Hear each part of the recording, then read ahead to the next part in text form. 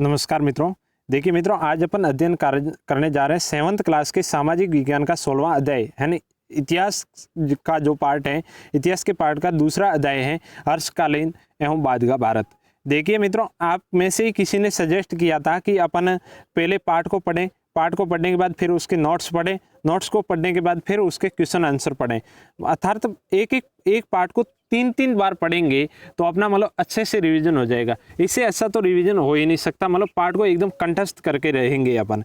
देखिए मित्रों, आज दिन तक इस पार्ट का रिकॉर्ड रहा है कि राजस्थान का एक भी एग्जाम ऐसा नहीं गया है कि इस पार्ट में से क्वेश्चन नहीं आए हो।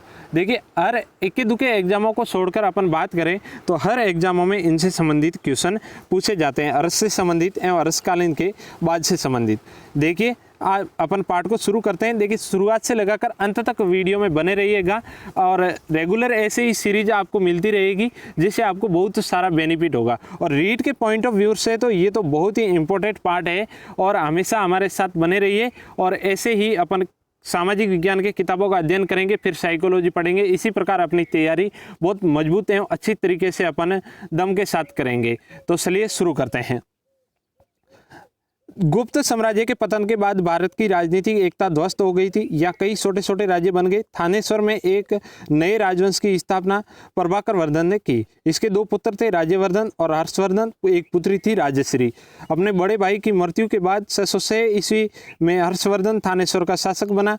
उसने कन्नौज को अपनी राजधानी बनाई। कई वर्षों तक निरंतर युद्ध करके संपूर्ण उत्तरी भारत पर अपना अधिकार कर लिया। देखिए, अपन बात करते हैं थानेश्वर की। थानेश्वर एक हरियाणा में मतलब छोटा सा राज्य हुआ करता था, हरियाणा में। यहाँ पर वर्धन वंश के शासक हुआ करते थे प्रभाकर वर्धन। प्रभाकर वर्धन के बाद इसका बड़ा पुत्र जो शासक बनता है राज्यवर्धन। राज्यवर्धन की किसी युद्ध में हत्या हो जाती है, कहा जाता है पुलकेशिन द्वितीय ने इसको मार दिया था। तो उसके बाद हर्षवर्धन वहाँ का शासक बनता है। इसकी बहन का एक जिक्र मिलता है, राजश्री। तो हर्षवर्धन 606 ईस्वी में शासक बनता है और कन्नौज को अपनी राजधानी बनाता है। हर्ष का प्रभाव क्षेत्र। हर्ष ने राज्य संभालने के साथ ही अपना राज्य एवं अपना प्रभाव क्षेत्र बढ़ाने के लिए कई सैनिक अभियान चलाए। हर्ष एक वीर योद्धा विजेता था। उसके प्रमुख अभियानों में बंगाल, पंजाब, चालुक्य, वल्लभी से युद्ध शामिल है। ये सिंधु, नेपाल, उड़ीसा तक अपने अभियानों से प्रभाव डालने में सफल रहा। ये मतलब इतना प्रभाव क्षेत्र इनका बढ़ गया था। यहाँ पर उत्तरी भारत कहते हैं, समस्त उत्तरी भारत को इसने जीत लिया था। हर्ष की धार्मिक नीति और कन्नौज का धर्म सम्मेलन। देखो, हर्ष बहुत धार्मिक राजा हुआ करता था। उसकी बहुत धार्मिक नीति बहुत ही प्रबल थी और कन्नौज में हर 5 वर्ष के बाद धर्म सम्मेलन का आयोजन करवाता था। और हर्ष प्रारंभ में सूर्य और शिव का उपासक था, बाद में बौद्ध बन गया, किंतु सभी धर्मों के प्रति उसकी नीति उदार थी। उसके राज्य में शैव, वैष्णव, जैन और बौद्ध धर्म स्वतंत्र पूर्वक प्रचलित थे। उसने राज्य के उच्च पदों पर गैर बौद्धों को नियुक्त किया। दान देने अथवा किसी कार्य में वह धार्मिक भेद नहीं करता था। उसने कन्नौज में एक विशाल धर्म सम्मेलन का आयोजन किया। चीनी यात्री युएन सांग को इसका अध्यक्ष बनाया गया। ये सम्मेलन 23 दिन तक चला। अनेक बौद्ध भिक्षु, चीनी यात्री, राजा, विद्वानों ने इसमें भाग लिया। देखिए, इसने एक धर्म सम्मेलन का आयोजन करवाया था। उस धर्म सम्मेलन में चीनी यात्री युएन सांग जो अध्यक्ष बनाया गया था। इसमें प्रयाग सभा, ये देखो, ये सम्मेलन 23 दिन तक चला था। प्रयाग सभा क्या है? प्रत्येक 5 वर्ष के अंतराल में प्रयाग में एक सभा का आयोजन करता था। 643 ईस्वी में छठी सभा हुई। देखा, इसके जिक्र मिलता है, 643 ईस्वी में छठी सभा हुई। हर्ष अपने 5 वर्ष में एकत्रित संपत्ति को बांट देता था, यहाँ तक कि स्वयं धारण किए हुए वस्त्र भी दान कर देता था। स्वयं के पहनने के लिए बहन से मांग कर बदन ढकता था। इस सभा को मोक्ष परिषद कहा जाता है। हर्षकालीन सिक्के एवं मोहरे। हर्षकालीन सोने के सिक्के मिले हैं, उन पर मुद्रा लेख हर्षदेव हैं, उस पर लिखा गया जो हर्षदेव नाम मिलता है। उस पर एक घुड़सवार का चित्र है, अभिलेख तथा बाणभट्ट के बाणभट्ट द्वारा रचित रसचरित में हर्ष को हर्षदेव कहा गया है। हर्ष की अन्य मुहरें भी प्राप्त हुई है। सोनीपत मोहर में शीर्ष पर बेल की आकृति। नालंदा मोहर में एक अभिलेख है जिसमें हर्ष को महाराजा धीराज कहा गया है। महाराजा धीराज का मतलब होता है कि संपूर्ण देश का विजेता महाराजा धीराज। लेखक एवं विद्वानों का आश्रयदाता। हर्ष केवल विजेता एवं प्रशासक ही नहीं बल्कि विद्वान भी था। हर्ष की काव्य तमक कुशलता, मौलिकता, विस्तृत ज्ञान बाण भट्ट ने स्वीकार किया है। हर्ष को रत्नावली, प्रियदर्शिका, नागानंद की रचना का श्रेय भी दिया जाता है। जयदेव ने अपनी कृति गीत गोविंद, देखिए यहाँ पर हर्ष की कविताएं देखो 3 रचनाएं मिलती हैं, रत्नावली, प्रियदर्शिका और नागानंद, और जयदेव की कृति गीत गोविंद। पीछे पढ़ा अपन ने बाण भट्ट द्वारा हर्षचरित। कालिदास भाष्य की भांति हर्ष एक महाकवि था। देखो ये बहुत कोटेशन फेमस होती हैं। कालिदास और भास की भांति हर्ष एक महाकवि था। हर्ष के दरबार में कई विद्वान थे, बाण भट्ट उसमें प्रमुख था और उसने हर्षचरित और कादम्बरी की रचना की। विद्वान हरिदत्त को भी हर्ष ने संरक्षण प्रदान किया। अब ये हर्ष का प्रशासन कैसा हुआ करता था? हर्ष का प्रशासन सम्राट स्वयं प्रशासन की दूरी था। उसका विचार था कि प्रशासकीय कुशलता के लिए शासक को निरंतर सचेत रहना चाहिए। उसने दिन को 3 भागों में बांट लिया था, जिसमें एक भाग राज कार्य के लिए निश्चित था। वो प्रजा को देखने के लिए स्वयं नगरों और ग्रामों की यात्रा करता था। ये ठीक है कि सिद्धांत के रूप में हर्ष का शासन निरंकुश था, किंतु लोगों को अपने क्षेत्र में बहुत सा स्वशासन प्राप्त था। अधिकांश कार्य ग्रामीण समुदायों के हाथ में था। केंद्रीय सरकार और ग्राम सभाओं में पर्याप्त सहयोग था। माना जाता है कि हर्ष का प्रशासन निरंकुश गणतंत्रीय तत्वों का मिश्रण था, दोनों का मिश्रण माना जाता है। हर्ष का साम्राज्य, देखो ये लाइन कई बार पूछी गई है। हर्ष का साम्राज्य प्रांतों, भुक्ति मतलब डिवीजन और विषयों मतलब जिलों में विभक्त था। सबसे छोटी इकाई ग्राम थी। प्रशासन को चलाने के लिए 3 प्रकार के करों का उल्लेख मिलता है। भूमि भाग जो भूमि कर, ऋण जो नकद कर, बलि जो अतिरिक्त कर। हर्ष के समय दंड विधान ज़्यादा कठोर नहीं थे। दंड शारीरिक नहीं दिए जाते थे। अभियुक्त से अपराध स्वीकार कराने के लिए यंत्रणा नहीं दी जाती थी। जो अपराधी होता था, अपराधी को अपराध स्वीकार करने के लिए यंत्रणा नहीं दी जाती थी। परीक्षण द्वारा अपराध की जांच करने का ढंग प्रचलित था। अब हर्ष का मूल्यांकन। हर्ष एक महान विजेता था। इसका प्रमाण उस विशाल क्षेत्र से मिलता है जिसे उसने अपने अधिकार में लिया। वह स्वयं विद्वान था और विद्वानों को संरक्षण भी देता था। हर्ष आदर्श शासक था। वह बहुत परिश्रमी था। सत् कार्यों में नींद और भोजन भूल जाता था। देखो अच्छे कार्यों के लिए वो नींद और भोजन को भी भूल जाता था। हर्ष ने अपना सारा समय अपनी प्रजा के हित के वर्दी में लगाया था। ये कार्य करने के लिए दिन उसके लिए बहुत छोटा पड़ जाता। देखो प्रजा का कार्य करने के लिए उसको दिन भी उसके लिए छोटा पड़ता था। उदारता और दान में हर्ष का कोई सानी न था। देखो उसके बराबरी करने वाला कोई नहीं था। दानशीलता के लिए हर्ष विख्यात था। हर्ष ने नालंदा विश्वविद्यालय के लिए 100 से अधिक गांव दान किए। देखो उस समय शिक्षा का केंद्र था नालंदा। नालंदा के लिए हर्ष ने 100 से अधिक गांवों को दान कर दिया था। नालंदा उस समय विश्व का प्रमुख विश्वविद्यालय बन चुका था हर्ष के समय। अब ये नालंदा विश्वविद्यालय उत्तरकालीन गुप्त सम्राटों में से एक ने 5वीं सदी में इसकी स्थापना की थी। गुप्त सम्राटों द्वारा इसकी स्थापना की गई थी। भारत तथा सुदूर पार के भारतीय उपनिवेशों के धनी व्यक्तियों ने इसके लिए धन की व्यवस्था की। कालांतर में यह अंतर्राष्ट्रीय ज्ञान का मंदिर बन चुका था। नालंदा विश्वविद्यालय में कम से कम 8 कॉलेज थे जिन्हें 8 विद्यानुरागियों ने बनाया था। नालंदा विश्वविद्यालय में 8 प्रकार के कॉलेज थे जो 8 अलग अलग व्यक्तियों ने बनवाया था। नालंदा विश्वविद्यालय में केवल भवन ही नहीं थे बल्कि विद्यार्थियों के अध्ययन करने के लिए सभी प्रकार की सुविधाएं दी जाती थी। उसमें 3 बड़े पुस्तकालय थे। देखो ये लाइन बहुत इंपॉर्टेंट है, कई बार पूछा गया। रत्न सागर, रत्नादायी और रत्न रंजक कहा जाता था। 3 जो पुस्तकालय थे, रत्न सागर, रत्नादायी और रत्न रंजक। वहाँ 10,000 से अधिक विद्यार्थी पढ़ते थे और लगभग 1500 से अधिक अध्यापक अध्यापन करवाते थे। वे कोरिया, मंगोलिया, जापान, चीन, तिब्बत, श्रीलंका, वृत्तर भारत और भारत के विभिन्न भागों से छात्रों छात्र यहाँ पढ़ने आते थे तथा बौद्ध धर्म के प्रसार के लिए यहाँ से विभिन्न भागों में लोग जाते भी थे। नालंदा विश्वविद्यालय में अध्ययन के प्रमुख विषय थे वेद की विद्या, तर्क विद्या, व्याकरण, चिकित्सा विज्ञान, गणित, ज्योतिष, दर्शन, सांख्य, योग, न्याय आदि बौद्ध धर्म की विभिन्न शाखाओं को भी पढ़ाया जाता था। हर्ष ने इस विश्वविद्यालय को प्रश्रय दिया। देखो हर्ष के समय ये विश्वविद्यालय बहुत फला फूला। सम्राट हर्ष की मृत्यु के बाद भारत पुनः कई छोटे छोटे राज्यों में स्थापित हो गया था। उत्तर भारत और दक्षिण के इन राज्यों में अपनी स्वतंत्र सत्ता स्थापित कर ली थी। स्वतंत्र राजवंशों ने 8वीं से 12वीं शताब्दी तक राज्य किया। देखो हर्ष शासक बनता है 606 ईस्वी में। उसके बाद हर्ष की मृत्यु के बाद में यहाँ के राज्य मतलब कई छोटे छोटे राज्यों में विभक्त हो गया था। देखिए मित्रों, आपको ऐसा लगता है कि अपने को मतलब इसमें बहुत कम जानकारी बताई जा रही, तो आपको सभी को ये पता ही होगा कि अपन क्लास 7th का अध्ययन कर रहे हैं, 7th क्लास की बुक का। तो इसके अनुसार जो भी इसमें वो लिखे हुए उसको अपन अध्ययन करेंगे, धीरे धीरे अपना बेस भी बढ़ाएंगे। उत्तर और दक्षिण भारत के राज्यों ने अपने स्वतंत्र सत्ता स्थापित कर ली थी। स्वतंत्र राजवंशों में 8वीं से 12वीं शताब्दी तक राज्य किया।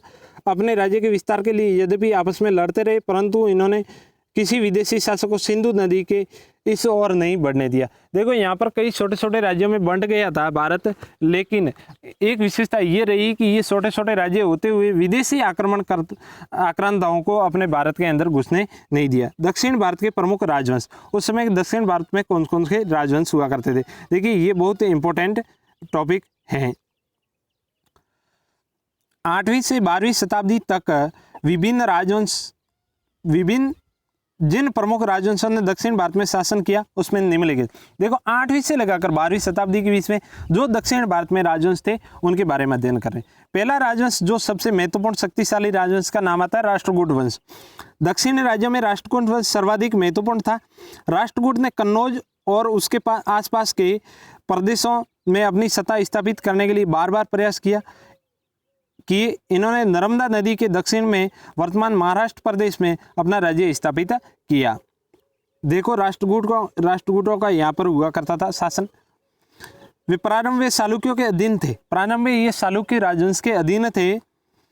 बाद में राष्ट्रकूट दंतीदुर्ग नाम का एक शासक हुआ था, ने चालुक्यों को हराकर 753 में अपने राज्य का विस्तार किया। इस वंश के प्राक्रमिक शासक कृष्ण तृतीय, ध्रुव, गोविंद, अमोघ वर्ष आदि थे। देखो ये इनके मतलब महत्वपूर्ण शासक हुए थे। अब ये चालुक्य वंश, इस वंश का राज्य नर्मदा नदी के दक्षिण से कृष्णा नदी तक फैला हुआ था। राष्ट्रकूटों और पल्लवों से चालुक्यों का निरंतर युद्ध होता रहता था। देखो चालुक्यों का युद्ध किसके साथ हुआ था? राष्ट्रकूटों और पल्लवों के साथ। राष्ट्रकूट पहले इनके अधीन थे, तो राष्ट्रकूटों ने इनके साथ संघर्ष किया, फिर वे स्वतंत्र हो गए। और पल्लवों के साथ भी इनका संघर्ष चलता रहता था चालुक्यों का। इस वंश का प्राक्रमिक शासक पुलकेशिन द्वितीय था।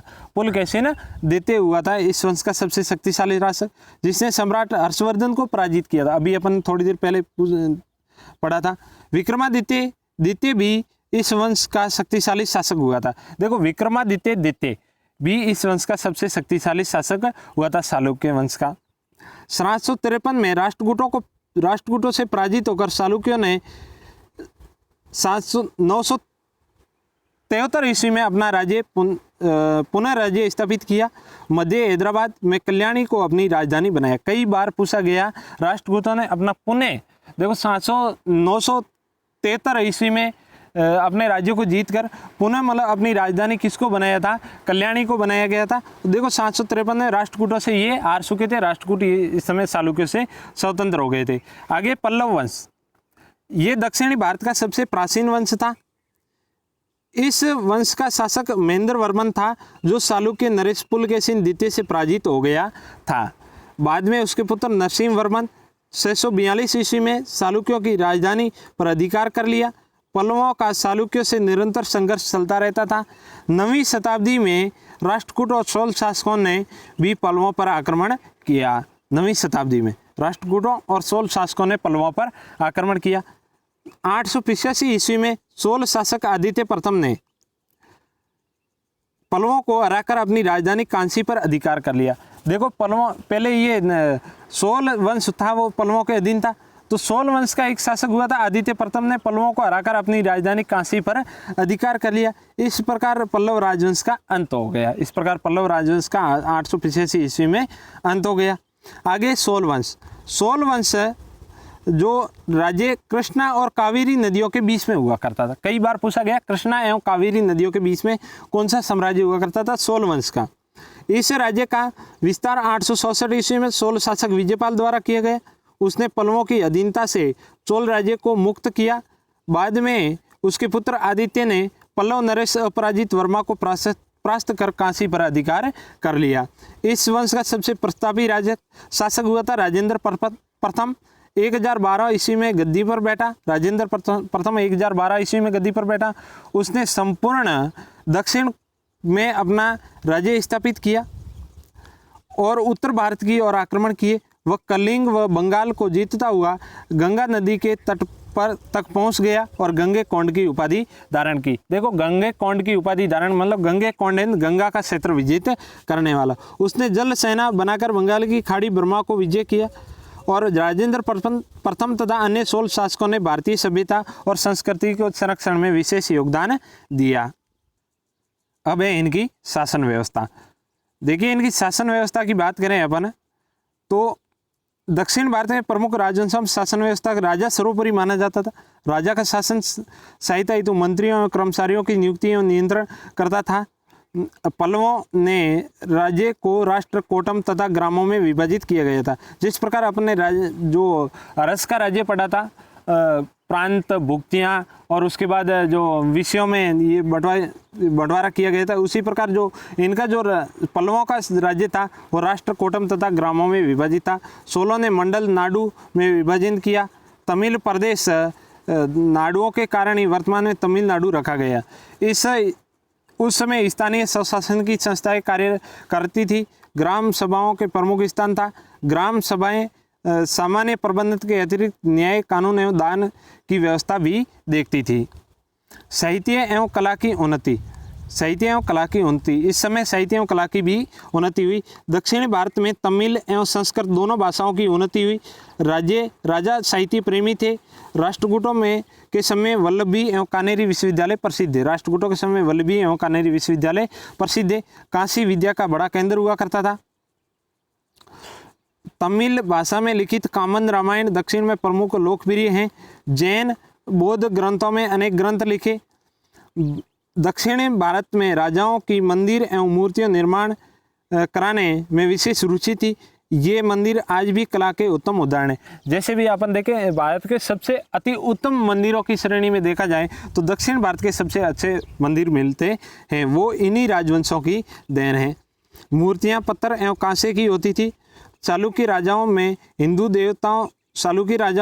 देवताओं के भी मंदिर बनवाए। इसमें वातापी का विरूपाक्ष मंदिर प्रसिद्ध है। महाबलीपुरम का एलोरा का कैलाश मंदिर। देखो, वातापी का ये विरूपाक्ष मंदिर, महाबलीपुरम का मंदिर, एलोरा का कैलाश मंदिर, होसबल का मंदिर ये उड़ीसा में स्थित है।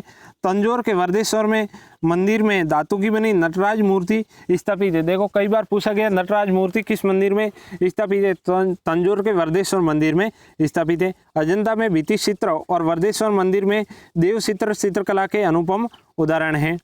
16 शासकों के द्वारा विष्णु, राम, सीता आदि की सुंदर मूर्तियाँ बनवाई गई। दक्षिण के शासकों में विशेष रूप से 16 शासकों ने भारतीय सभ्यता एवं संस्कृति के संरक्षण में विशेष योगदान दिया। अगले हैं उत्तर भारत के प्रमुख राजवंश। उत्तर भारत में उस समय कौन कौन से राजवंश हुए? 8वीं से 12वीं शताब्दी की अपन बात करें। पहला है प्रतिहार वंश। राजा मिहिर भोज इस वंश का सबसे शक्तिशाली शासक हुआ करता था। 840 ईस्वी में शासक बना। 50 वर्ष तक राज्य किया, मतलब 890 ईस्वी तक लगभग शासन किया। प्रतिहार शासकों में ने सिंध के आगे बढ़ती हुई विदेशी शक्तियों को लंबे समय तक रोके रखा। देखो, गुजरात साइड इनका शासन हुआ करता था, तो सिंध से इस पार से जो ईरानी, यूनानी जो शासक आते थे उनको लंबे समय तक इन्होंने रोक कर रखा था। उत्तर भारत में उनका विस्तार नहीं होने दिया। प्रतिहार शासक साहित्य प्रेमी एवं कला प्रेमी थे। शासन में भारत ने सांस्कृतिक उन्नति की। इनके शासन में भारत ने बहुत सांस्कृतिक उन्नति की। अगला वंश आता है गढ़वाल वंश। गढ़वाल वही है जो पृथ्वीराज चौहान अपन तृतीय के बारे में पढ़ते हैं, संयोगिता के बारे में जो जयचंद गेड़वाल की बात करते हैं अपन, वही गढ़वाल वंश है। गढ़वाल वंश का संस्थापक संदरदेव था। गढ़वाल वंश का संस्थापक कौन था?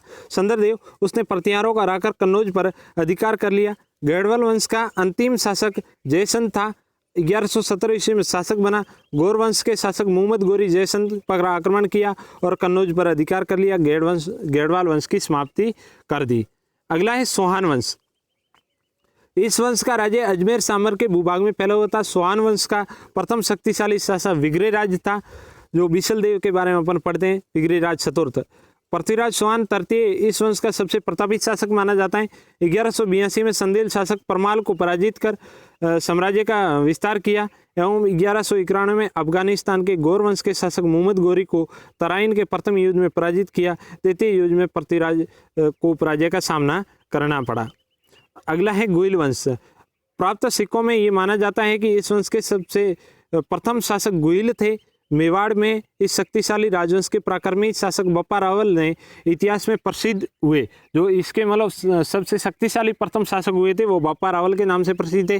कालभोज की उपाधि प्राप्त थी इनको। और बप्पा रावल ने नागभट्ट प्रथम आदि शासकों का संघ बनाकर सिंध को अरब आक्रमणकारियों से स्वतंत्र किया तथा अनेक क्षेत्रों को जीतकर अपना प्रभाव स्थापित किया। आगे चल कर यही वंश सिसोदिया वंश कहलाया। इस वंश में राणा अमीर, सेतर सिंह, राणा मोकल, राणा कुंभा, राणा सांगा, राणा प्रताप, जैसा कि आज 9 मई को वीडियो शूट हो रहा है तो महाराणा प्रताप की जयंती भी है। महाराणा प्रताप इन वंश के बहुत ही शक्तिशाली शासक हुए थे। राजा राज सिंह प्रतापी शासकों में गिने जाते हैं। मेवाड़ का ये शक्तिशाली राजवंश भारतीय इतिहास के में पराक्रमी एवं बाह्य आक्रमणकारियों के विरुद्ध संघर्ष के लिए बहुत ही प्रसिद्ध माना जाता है। अगले इन प्रमुख राजवंशों ने उत्तर भारत में संदेल वंश भी था। आला और उदल इसी वंश के जो प्रतापी वीर सामंत थे। आला और उदल जो जिसकी अपन बात करते हैं, जो परमारदी देव संदेल के जो साथ हुआ करते थे। परमार वंश का प्रथम प्रतापी शासक राजा भोज था। सोलंकी वंश के महमूद गजनवी ने सोमनाथ मंदिर के आक्रमण के समय मंदिर को लूटा था। देखो सोलंकी वंश का शासक हुआ करता था सोमनाथ गुजरात में, और उस समय महमूद गजनवी का आक्रमण हुआ था। पाल वंश के काल में विक्रमशिला विश्वविद्यालय की स्थापना हुई। पाल वंश के काल में। सेन वंश के काल में गीत गोविंद की रचना जो जयदेव की द्वारा की गई गीत गोविंद की रचना जो किसके दरबारी के थे, वो सेन वंश के थे। आगे इनकी शासन व्यवस्था। उत्तर भारत में स्वतंत्र राजवंशों में शासन व्यवस्था पूर्णतः निरंकुश थी ये अपन, लेकिन इनके मंत्रियों की सलाह पर चलती थी। सामंत प्रथा भी प्रचलित थी। स्वतंत्र रूप से